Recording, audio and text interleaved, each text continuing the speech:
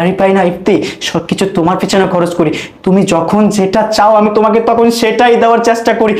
আমি কিছু না নিয়ে তোমাকে ভালো কোনো ড্রেস কিনে দিই, কার জন্য? শুধু তোমাকে আমি একটু সুখে রাখার জন্য। কিন্তু শেষ পর্যন্ত তুমি আমাকে তোমার এই পরকীয়া নাগরের জন্য এইভাবে ছেড়ে যাওয়ার সিদ্ধান্তটা কিভাবে নিলা ইফতি, বলো? এটা করতে কি তোমার হৃদয়টা একবারও কাঁপলো না? আরে বিশ্বাসঘাতক বেঈমান, তোমার মনে যদি ওই ছেলেটারই জায়গা থাকতো তুমি আমাকে আগে বলতে পারতা, আমি হাসতে হাসতে তোমার জীবন থেকে সরে যেতাম, আর তুমি ওকে নিয়ে সুখে থাকবা, তাই না? তুমি কোনো চিন্তা করো না, তোমাদের 4 হাত আমি এক করে দেওয়ার ব্যবস্থা করতেছি।